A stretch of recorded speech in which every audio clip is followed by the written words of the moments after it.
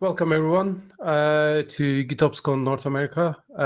Today we'll talk about GitOps and KRO, a new way to control infra, cloud, Kubernetes, everything. So, my name is Koray. I work as a consultant and trainer at Kubermatic, living and working remotely from Istanbul. I'm CNCF ambassador, Kube astronaut. I'm also a contributor on Kubernetes project on different SIGs. I also do like community work and organizer for KCD Istanbul and DevOps Days Istanbul. So, and also organizing some meetups. So yeah, and my dear friend Cansu. Hello everyone, thanks for having us. Koray and I are huge fan of GitOpsCon conferences. We recently did a talk in the EU one couple of months ago, I guess, and mainly because that we love the fact that this is live, like we get to see your comments and questions and in real time, and we get to interact. So please don't be shy away to write, any questions comes to your mind. So my name is Cansu. I work as platform architect at Red Hat. Most recently, I'm more focusing on AI platforms. And I don't know if you heard of it, that you need to mention about AI in your talk once or twice. And I can promise that this was the only time that we're gonna talk about AI in this talk. But most of my career, I worked with different organizations to build platform teams, like build high-performing platform teams and build platforms that fit for purposes, that's gonna help their developers to do actually what they need to do, focusing on building the business applications. And early on that I learned that it's really important to align on what we mean when we say platform, because many of the time that people are really thinking about Kubernetes when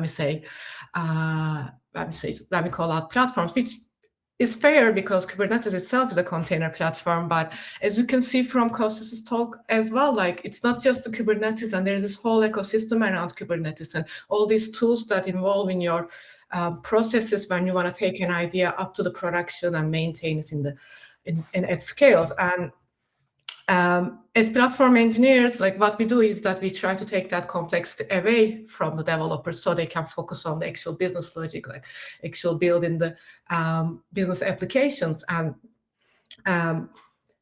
we are not really unfamiliar with the concept of templating, maybe building some APIs, building something like easy to one-click application deployments so that they can easily onboard their applications, whether in a test environment or production, or depends on your process, right? And Koray and I, what we call is that we are conference buddies. So we go to conferences together, we do conference talks a lot. And a couple of months ago, we went to Container Days, Hamburg. And there was Abdel from Google, a great developer advocate. He was introducing this new project, and I hadn't heard about it before. It's called Kubernetes Resource Operator, KRO.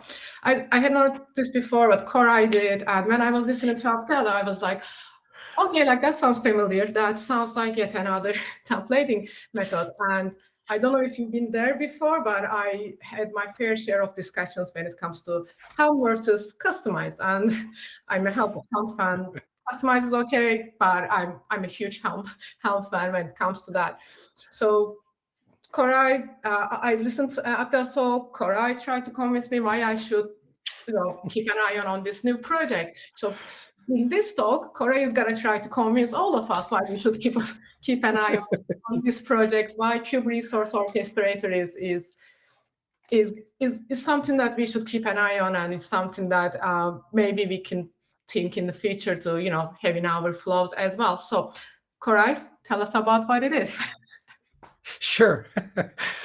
So to manage infrastructure with Kubernetes, with or without Kubernetes, we have different tools. When I say infrastructure, I not necessarily mean the databases on the cloud providers, but also your applications running inside Kubernetes as well.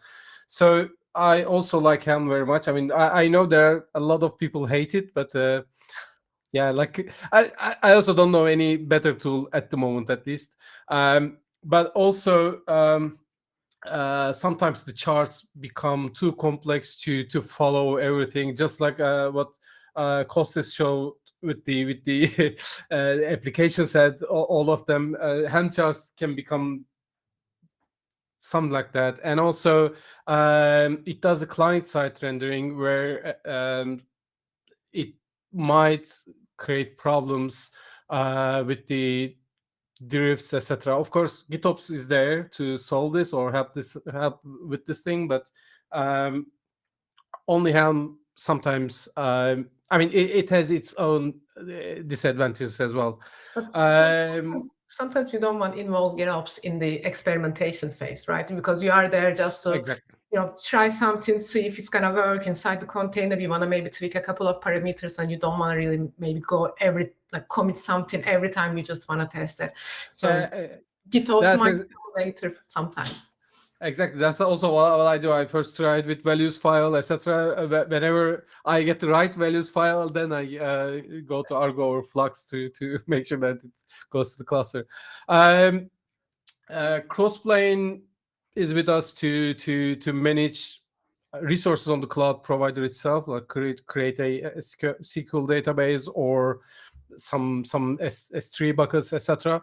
But when you want to combine those to create a composite file, it also becomes hard to follow, or it becomes too complex.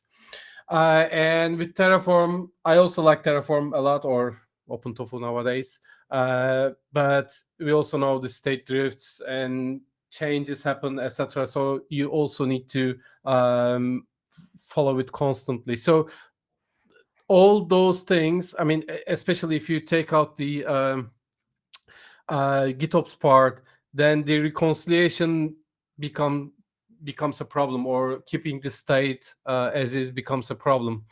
And also for the platform engineering side, so this talk is more like a platform engineering talk than the GitOps talk, but yeah, okay. It became more and more.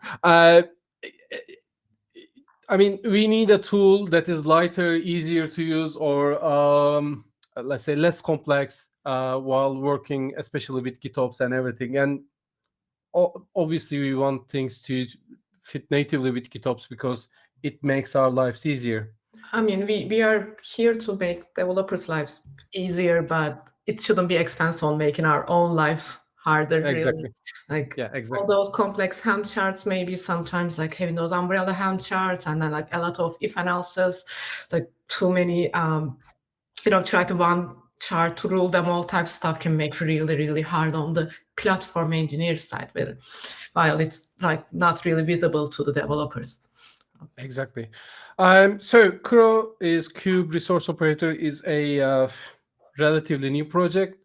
So I think it's initially from the AWS team, but then all the three major cloud providers, GCP and Azure as well, they said they will be supporting this project because it brings some value. And recently, like a month ago or so, KRO has become a sub project of Kubernetes, so under C Cloud Provider. So it's part of the Kubernetes project now, and it works in your cluster native, so just a native resource. It works with any CRD regardless of the API groups, and it does the continuous reconciliation. But it is still in the alpha status. So from the things that you may like after this talk, I hope I will be able to convince you, but do not use it on production yet. So it's not there yet. So the reason is that it works, but you know, when the API is in alpha version, it means that they might make backward incompatible changes, just break your current application. So just be aware. Still do not use on production, but keep an eye and maybe try it out on your test development environments. How does it work? So I'll explain it to you, and then maybe you can give a summary. CRO in your cluster as an operator, and it wraps multiple Kubernetes manifests into a single custom resource definition. So you just give the manifest as is, like a deployment, a service, what else? Deployment, a person volume claim, whatever you need for yourself or for your service. And you do that using something called resource graph definition. So RGD is the new resource that you will be using to create your application. Then CRO generates the dedicated controllers for this, creates the CRDs, and then doing the whole Kubernetes operator stuff. And you don't need to create the CRDs, manage them, etc. on your own. You just provide your manifest, and CRO will take care of the life cycle for you. So this will enable you to provide a simplified experience for the developers, for your users, for whatever clients you have. And then for the users, it will be just using a few parameters to create their application or resource, whatever they want to create there. So, Cansu, what did you get from the talk so far?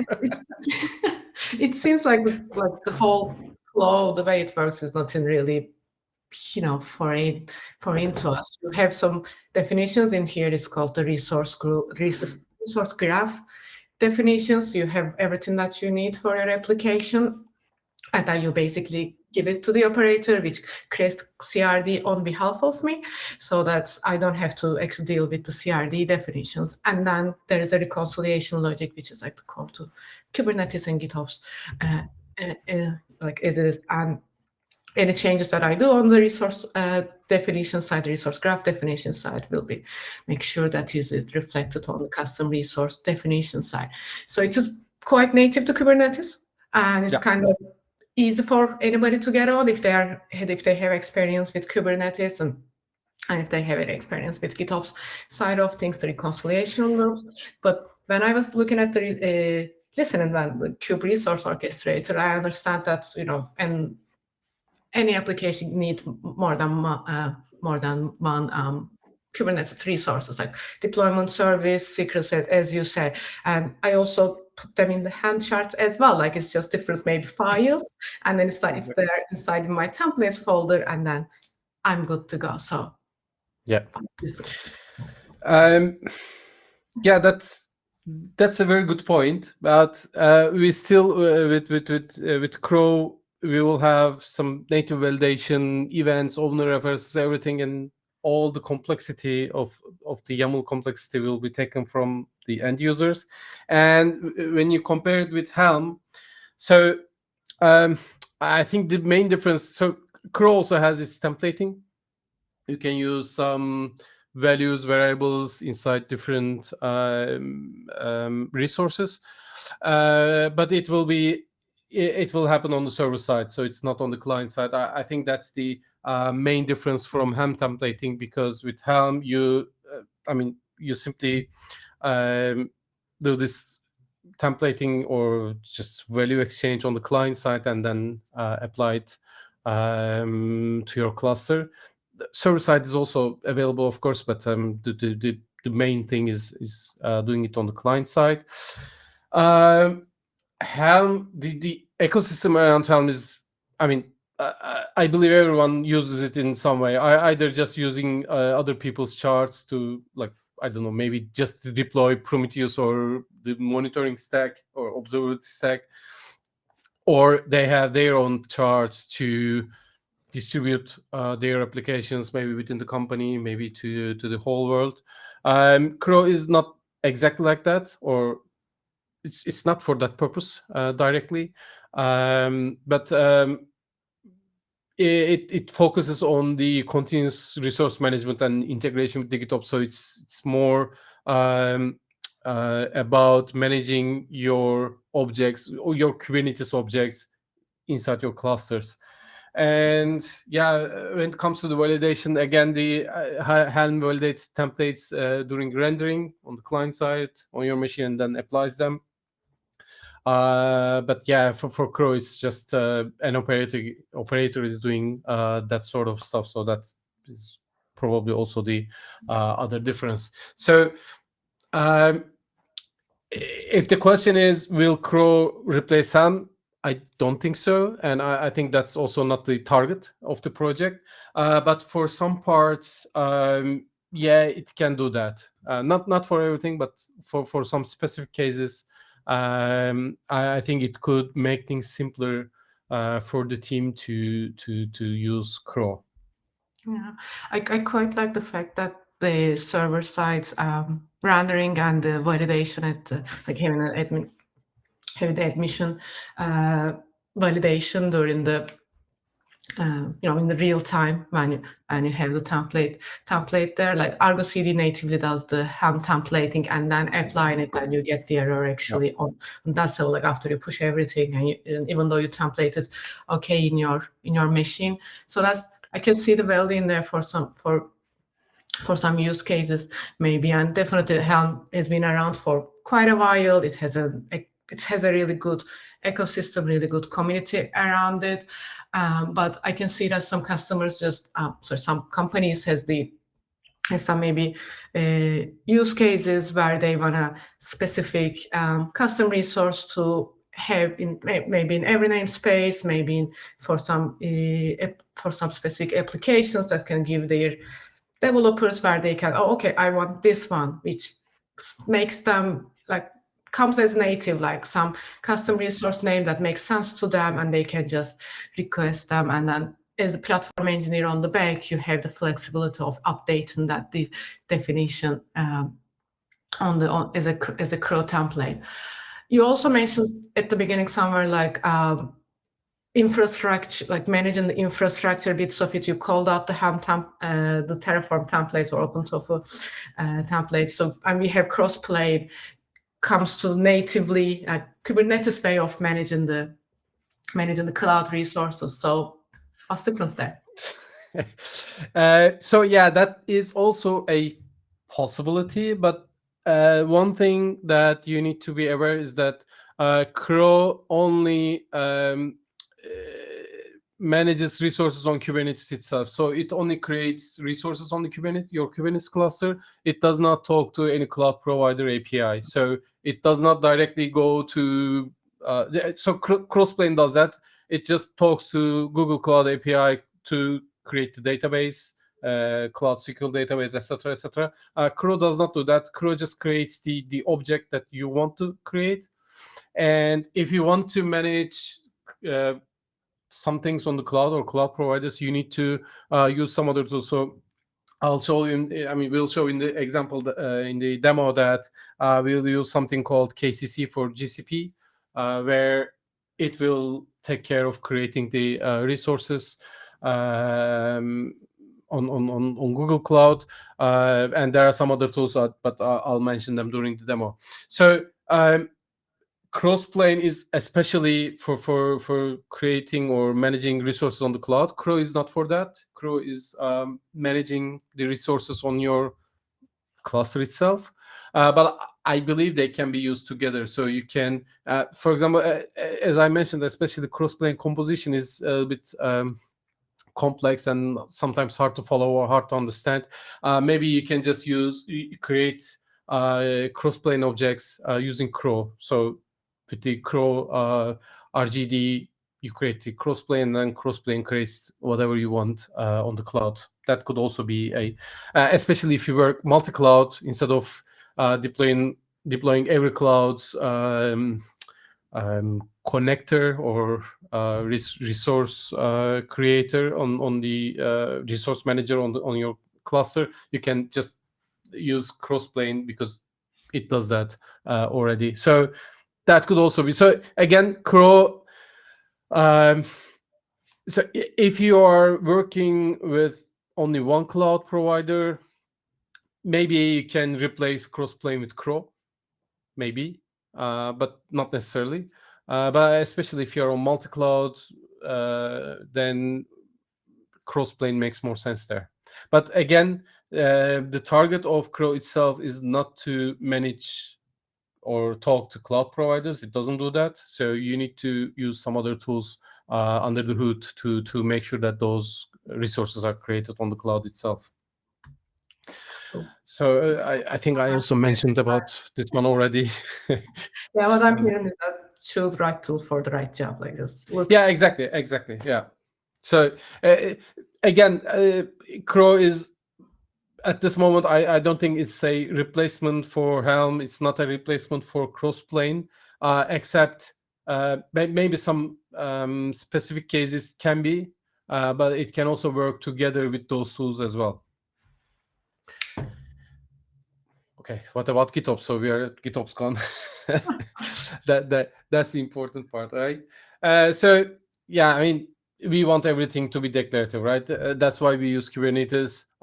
That's why we use GitOps to make sure that we declare things, and then with some sort of loops everywhere, magically things are always created or always trying to be. I mean, some tools try to make sure that the desired state is always there. So KRO also fits in this whole workflow. It does its own continuous reconciliation as well. And I think the most important part is that it simplifies the creation of resources that I will actually show on the demo. And that's the main part. But yeah, with GitOps you have the traceability and all the audit trail, all the changes, everything. But it's not a feature of KRO itself, but it's coming with us for GitOps. And yeah, I think GitOps is the way to go, like, in general. So I don't think I should mention this here. Probably everyone, all the attendees are aware of this thing. So, but what did you get? So how do you think the workflow should happen? Like, I think in terms of the workflow, that you get the resource graph definition, you define it. You define a meaningful resource definition that needs whatever you want to deploy, whatever you want to create on the cluster. And I like the fact that I am not the one who needs to think about creating that custom resource definition and making sure the instance of that custom resource definition is always reconciled. KRO takes that operator-like logic away from me as a platform engineer, so I don't have to actually build an operator if I want a new custom resource definition that I need to look out through whole cluster. So I kind of like that fact that I just gonna look at the resource graph definition and make it as easy and as simple for my users, so that it makes sense to them and they can just easily grab it, provide the necessary values, and then start consuming that. And I will track my changes on GitOps side. They will make their changes on their own flow, and then KRO automatically, like Kosti said earlier, automatically gonna make sure that whatever we want, whatever is in Git, is inside the cluster. So, want me to code? yes, yeah, sure. So last time we were together, Cansu was on the stage and she was doing a demo, and she got 500 internal errors, and I made fun of her. So this time I'll be doing a demo. I hope everything will be working fine. So you can get everything on this repo, and also on the Kubernetes 6 KRO repo, they have a lot of examples for different cloud providers and everything. You can also check those out. So if I go back to my great repo, as I said, so we will create resources on GCP. So I use config connector.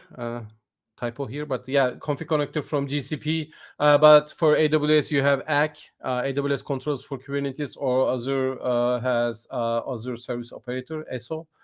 I've already created the setup. So I have a kind cluster running on my local machine. I hope it will continue working fine. I created it already.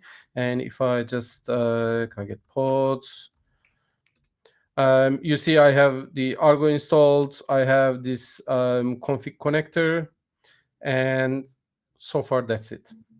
I haven't done anything else. So I would like to deploy KRO. So it's again 070. It's a really early stages of the project. So be aware, don't use it on production. I hope things will work fine. And meanwhile, I can show you what our GD looks like. So I have something called web app. So this is the resource that I want to have. So I just gave it a name, whatever name you can give. So this is the schema of my web app. And in the spec, I expect 3 parameters: name, project, and region. This is the part that you or your platform engineering team define, and you can also add defaults and some other values here. And also in the status, I want to show connection name and IP address so this is from the database. So whenever I do describe web app or get web app YAML in the status, I will see those with the IP address and the connection name. And then, so this is the schema, and then you define the resources. What do you want to have in this web app application or web app resource? So I want to have an SQL instance. So this will be Cloud SQL. So this thing will create it behind the scenes. As I said, this has nothing to do with KRO, but again, KRO will create the resource on Kubernetes, and then this thing, the KCC, will take care of creating it on the cloud. That part I got from the documentation, so I just add the owner reference to make sure that everything works well with Argo CD into my template. And in the spec, so this is the database spec, like which tier, which region, etc., etc. So these are the things. Again, you can check those from their documentation. I also create a bucket in the same region, and I create a deployment. This is just an Nginx, nothing fancy. But here in the environment, I also provide the DB connection name and DB IP address to my application. So obviously, it doesn't make any sense with Nginx, but assume that this is your API, so you can also provide the related information to your application. And I create a cluster IP service. So that will work. I don't know how much time we have, but I think we don't have much, so I'll be fast. So here, and this is how my web app looks like. So I just say that, I want to create a web app called demo app in this namespace, and these are the specs. So name, project, and region, that's it. So I will create this file on my Argo tree. I also want to do this because in a maybe here, just to show you how it looks like. So I don't have any applications at the moment. So I will just add push. So here I have app of apps, and then I added 2 applications: KRO resources and resource graph definitions and resource graph definition. So this is not a best practice or the great way of managing Argo CD, but just for the demo. And I have my web app here that I just created. Did I push it? Yes. Okay. So as soon as I create my app of apps, now here it's there, and it will sing in a moment, hopefully fast. Yeah, here the RGD and the resources. So this is created and the resources are created. Well, that was fast. And let's see how it looks like. So remind me later, I don't know what this is. If I check my resources now, I have 2 resources. Let me clear it again. So this is the RGD. This comes with the KRO deployment. and this is the web app, my new application that I created. So the RGD I created, it created an object called web apps.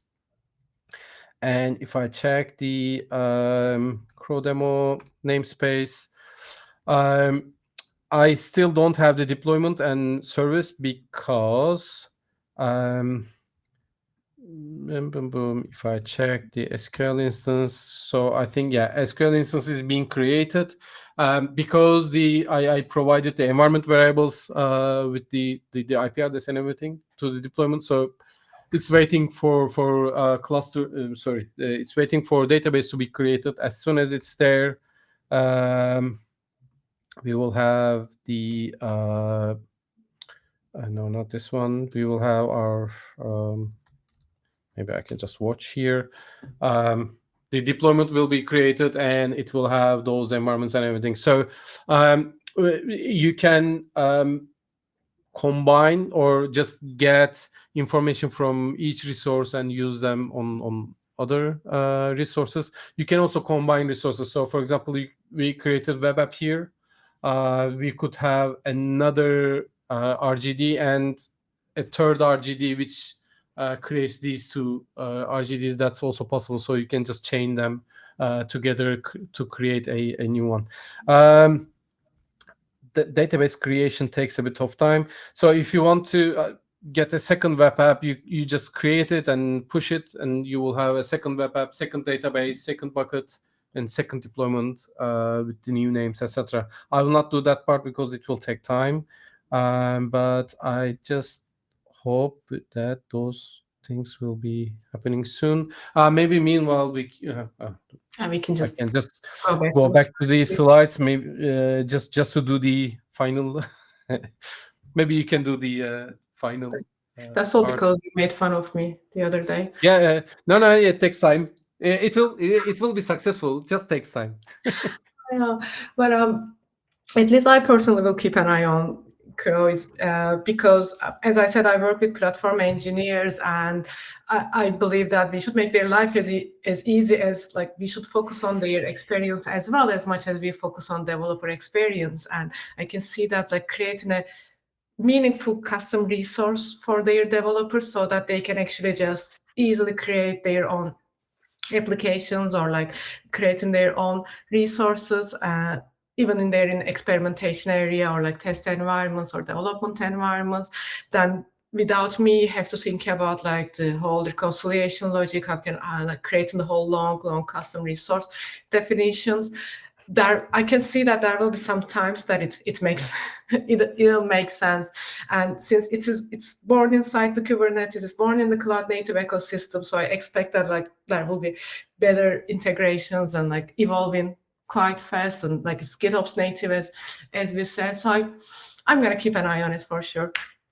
Cool. Congrats that it works. So the database is created, the deployment is created, and also when you check the web app, the status, IP address, and connection name, these are also added here. And if I do deploy, if I check with the YAML, you see our deployment is created with the values here. And that's the thing that you cannot really do this with Helm, like getting a result from another resource. Exactly. So that's really powerful. Exactly. Yeah. True. So I think that's it. I think we hope that convinces you to keep an eye on this one. Yeah. Thank you very much. Awesome. Yeah. Awesome. Thank you for so we are actually at less overtime. So if there are any questions, feel free to jump in the chat. Sure. Answer them there. So thank you, everyone. Thanks for having us. Enjoy GitOps. Thanks very much.